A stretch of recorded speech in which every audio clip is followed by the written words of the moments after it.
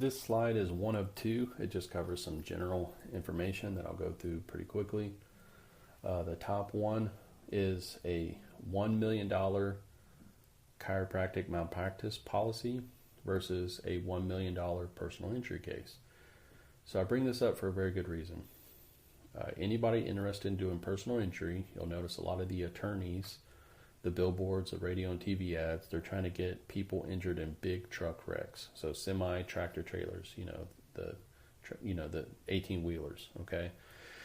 That's because the minimum insurance they carry is $1 million, meaning that if you're the attorney, the personal injury attorney, your client was hit by one of these 18-wheelers, you have no less than $1 million to go after of insurance policy, okay? So that's a good case. It's a big case. You may not get the full 1 million. You may not even break 100,000. It all depends on the accident. But just know that means that's what they're working with. Okay. A lot of personal injury law firms, they started their law firm with one big case, and it was normally an 18-wheeler. And then they got the full $1 million policy limits. They got anywhere from 33 to over. They can possibly get up to, I think, 45%, maybe more, depending on the state. So they can possibly have taken away half the settlement from the client. So if it was $1 million settlement, they could have got over $500K potentially. The percentage vary by state as far as what the attorney can get. Now, they take that and they grow their firm. They start doing more advertising, billboard, radio, and TV, and then they grow from there. Okay. So they like these 18-wheeler cases. It's good for them. It's good for everybody. The medical side gets paid, the client gets paid, and then the attorney gets to grow their law firm. Now, here's the thing though. 18-wheelers, their drivers are very well trained because they don't want to have to pay out $1 million every time, their driver or the 18-wheeler hits somebody, right? So they stress safety. They have lots of cameras. Trucking companies may even have their own insurance company where they literally own their own insurance. They insure their own trucks, okay? A lot of trucking companies will train people and say, you're not in the trucking business, you're in the safety business, indicating that we don't want this to be just a cost of doing business, that these personal injury attorneys, just try to sue us for $1 million, because our trucker rear-ended somebody, okay? So basically my point of saying all this is that these accidents may not always be common. They may get less common due to technology, safety, training, the way the insurance companies fight back, things like that. So the law firms are still looking to fill that gap of, hey, we're not getting as many big truck wrecks that are worth $1 million. We need more of those. So they had to look somewhere else. Now, chiropractors carry malpractice 1 to 3 mil, so 3 million aggregate. So 1 million is an 18-wheeler, right? So basically, a malpractice case against a chiropractor is the equivalent in a personal injury's eyes as, their client getting hit by an 18-wheeler. But instead, they had an adjustment by a chiropractor, and they say they were injured. Okay, so hopefully all that makes sense. Now, the next case I'm going to talk about is $1.4 million case. They saw a chiropractor for their neck. They had previous history with their neck, known findings from advanced imaging, and they even had surgery. Actually, I'm sorry, they had not had surgery yet, but it was a known disc issue in an older patient. The chiropractor manipulated them, made the disc worse, led to the person having impairment in their extremities, like numbness, tingling, weakening, and they did have to have surgery. Now, the chiropractor was defended by their malpractice company, because here's the kicker, if nobody's ever explained this to you. As long as what you did that led to the malpractice injury was within your scope of practice, they will defend you. If you do anything that's outside your scope of practice that causes an injury, they do not have to defend you. They can actually drop you. And then you're on the hook for paying for your own malpractice case out of your own pocket. How about that? So in this case, the chiropractor injured the patient through an adjustment, which is covered in every state scope of practice, right? So they defended him. His malpractice insurance kicked in. It worked. So he was advised by the attorney, the defense attorney that was provided to him by his malpractice company, look, I think we should take this all the way to the jury, because the disc was known to be pre-existing at the time. They had not had surgery. So a pre-existing issue was made worse by the adjustment. They were hoping that the jury would look at it as pre-existing and not blame the chiropractor. Okay, well, they were wrong. The jury found the plaintiff, they awarded them $1.4 million for making an already bad disc worse, because the patient had to have surgery and had permanent deficits afterwards in their extremities, upper extremities. So think of that. All he did was adjust them. He may have not known about the herniated disc if the patient didn't tell him, because a lot of chiropractors don't take x-rays. A lot of them really don't even order MRIs that much. He just gave them a routine cervical spine adjustment, and it turned into a $1.4 million case. So keep that in mind, that these attorneys are trying to fill in that gap of less 18-wheeler accidents, and they found that chiropractors are a good target. We carry $1 million, and somebody just has to get adjusted, and then afterwards say that they're worse.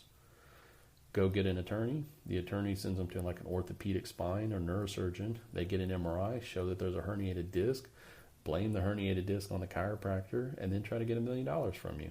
Okay, so that's kind of where we're at right now. So just be aware. Next is spread the blame. This is something that's taught in medical school. It's just not taught in chiropractic school. So a lot of times with chiropractors, once they're your patient, you try to keep them. You don't refer them out. A lot of chiropractors don't refer for anything, for imaging, for physical therapy, for a specialist like orthospine or neurosurgeon. They just don't. They don't refer them. They just keep them in their practice. Which means if something happens to the patient while they're under your care, you're the only one to blame. There's nobody to spread the blame to, right? You're the only doctor that they're seeing. Medical doctors never do this. They always refer out. They're referring out for labs, because then, the lab's involved. They refer out for imaging, and then a radiologist is involved because they read the imaging. If they're their primary care, they may refer them to a specialist. They're always referring and getting other people involved so they can spread the blame.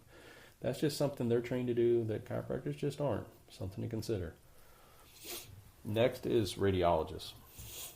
Say you get an MRI report and there's something there that you don't understand, or the radiologist, they left it ambiguous.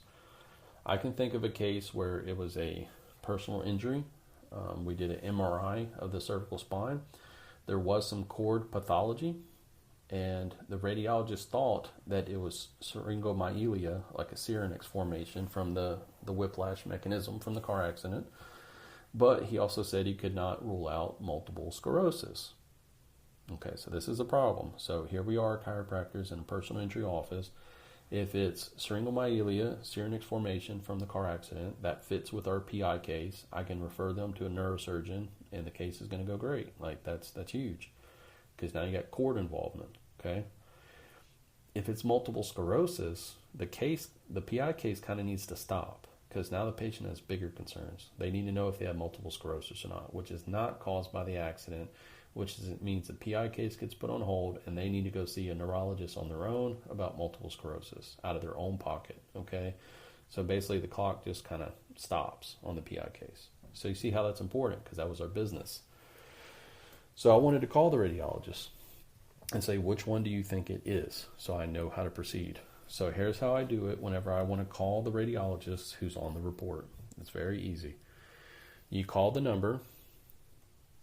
Say, I am Dr. So-and-so. Do not tell them you're a chiropractor. Okay? Just say, I'm Dr. So-and-so. I need to talk to the doctor, the radiologist, about a mutual patient. They'll put you on hold, and then every time I've been connected to the radiologist, because they normally work remote, they can work anywhere, and they'll connect me to them.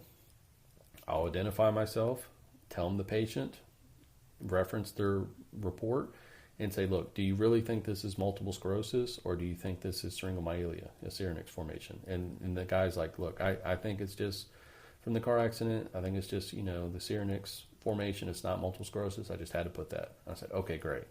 Hung up the phone. Now I can send a referral to the law firm for a neurosurgeon to get this evaluated, and now I know that it's not multiple sclerosis and I don't have to stop the case. Does that make sense? So that's something you may have to do to get clarification, is reach out to the radiologist. That's just how I do it. Just tell them you're a doctor and you have a mutual patient. Leave it at that. Don't say too much, okay? All right, next is medical office versus chiro office and fraud check. So in a chiro office, the chiropractor is probably going to be one in the office with the highest education, the most medical training. If it's a single practitioner provider office, there's just one chiropractor, there may be one or two CAs. Now remember, a CA is anybody. You can call anybody that you employ a CA, chiropractic assistant.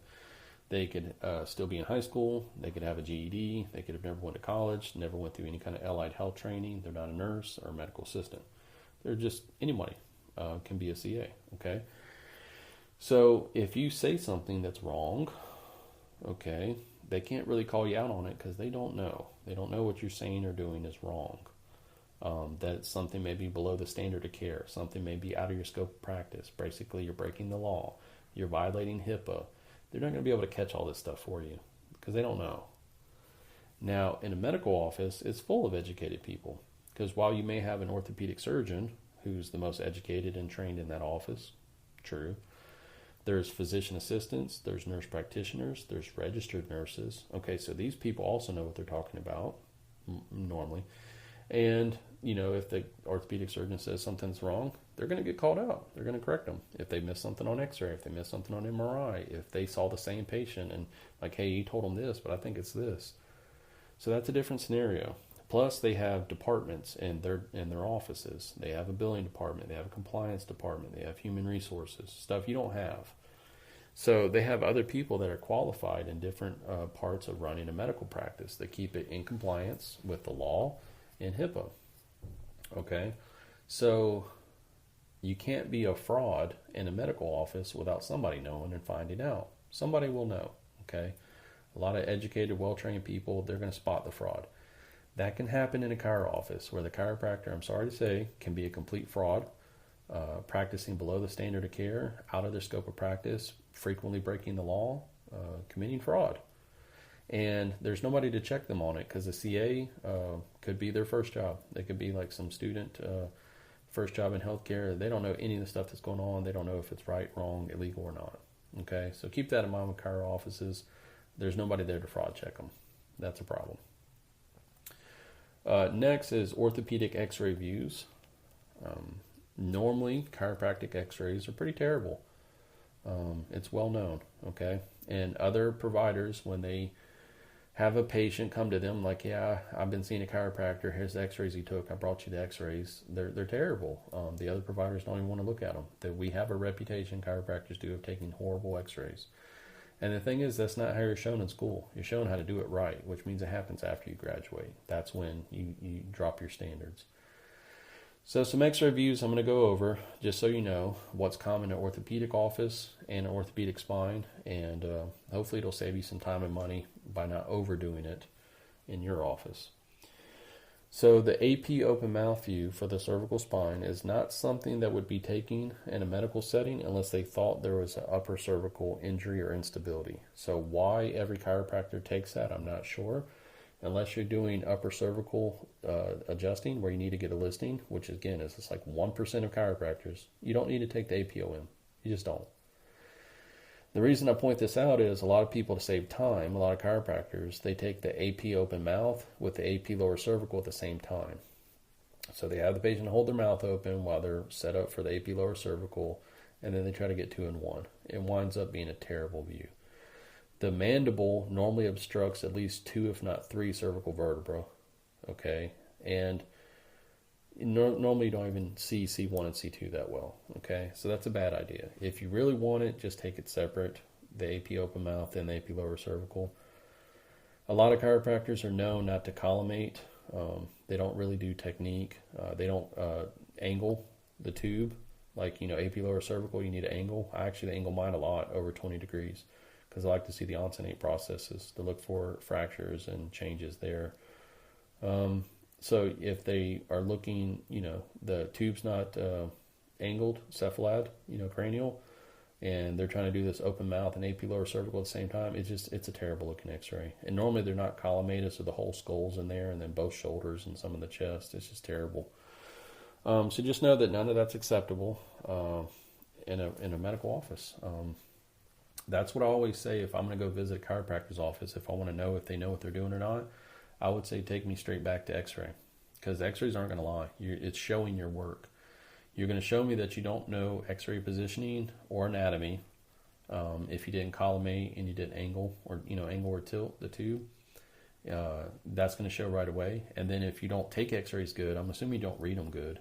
So the next thing will be wanting to see your x-ray report and seeing how poor that is, or if it even exists. So to me, if I want to look for an office and see if it has red flags, I go straight back to x-ray. Because the EHR is going to make everybody's notes look good. So you can't say, oh yeah, your notes look really good, you must be, good. No, it's all EHR generated. And then when you watch somebody getting adjusted, like, you don't know if it's helping them or if that's what they need, or, it just from afar, it looks fine, I guess, right? So the x-ray is the one thing they can never hide. It shows your work and there's no getting out of it. If you take poor x-rays, in my opinion, you're probably a poor chiropractor, right? So in orthopedics, they don't take the open mouth, just AP lower cervical and lateral. That's fine, okay, unless otherwise indicated. They take AP and lateral of everything else, of thoracic and lumbar, just like we do. They may take flexion, extension, and obliques and lumbar spine as needed. I've already talked about in a previous slide, I don't prefer lumbopelvic x-rays, because unless it's a very small patient, it's hard to get all that and make it look good without cutting off relevant anatomy. So I take a lumbosacral, and then if I need to see the pelvis, I just take an AP pelvis. Okay. Now, shoulder x-rays. Because remember, once you get into extremities and you're not doing subluxation, you are stepping into the sandbox of orthopedic surgeons. Okay. Most chiropractors, when I visit their office, they really don't know what views they should be taking of the shoulder. Normally they take an AP and then internal and external. That's what everybody does, and I have no clue why. To take an opposing view, you would take the scap Y view. So in ERs and orthopedic offices, they take an AP, then they take a scap Y. So a two view, you get an opposing view, and you get a lot of information off the scap Y. Just having them stand there in the same spot and internally and externally rotating, unless you're looking for specific things, you're not getting that much out of it. Okay, so that's not an opposing view, and if you're seeing somebody for their shoulder, you should be able to provide a comparable service as an orthopedic surgeon, and they do scap Ys and APs, so you should too. Same thing with the knee. Okay, they have very specific views in the knee. They take a lot of PA knees. They take the sunrise view. If you're not capable with your x-ray machine of doing those, or you don't know how to take a PA knee, like I said, should you really be taking care of that person's knee, or just let an orthopedic surgeon take care of it, right? If you can't even provide a comparable service to the level of x-ray, should you even be allowed to get to the treatment part? That's my opinion. If you can't diagnose and do the imaging properly, then why would it be any better allowing you to treat them? The most crucial parts are the history, exam, diagnosis, x-ray. If you suck at all that, I'm sorry, I'm not going to let you treat me just because you just half-ass do it just to get to the treatment part, because that's where you make money. I'm going to notice. It's going to be a red flag to me as a patient. So if you can't provide a comparable x-ray of a knee series like an orthopedic surgeon, just stay away from it. Just don't do it. Refer them out. All right, next is DC versus PT, OT, dentist, and pharmacist. This is what I would talk about to the students. Is going to Doctor of Chiropractic school worth it? Obviously, there's a lot of student loans, and then most have to open their own practice, and is it worth it? Okay, so here's what I would normally say. If you go to PT school or OT school, occupational therapy, when you graduate, more than likely you're going to be making more money than an associate chiropractor. Like, say the associate chiropractor and the PT or OT graduate at the same time, get jobs at the same time. The PT OT is probably right off the bat going to be making a lot more. Okay? The difference is the PT and the OT are kind of capped. They can only make so much. And it's really hard to start your own practice, your own occupational therapy or PT practice. Really hard. Which means you're always going to be working for a franchise, and then your salary is going to be kind of capped. Okay? So comparing those two. To whereas DC, once you own your practice, which most do, As long as it's successful, there's no cap. Okay. Opening a PT office or OT office versus a DC office. The kicker between all these is the cheapest office to open is a chiropractor's office, because you can still do it with one room and a bench. One table and one room. You can still do that. You can't do that with PT and OT. You need a lot of room, you need a lot of equipment. Okay. Dentists. Now, when dentists come out and they work as an associate, they're obviously going to be making more money than a chiropractor, a lot more.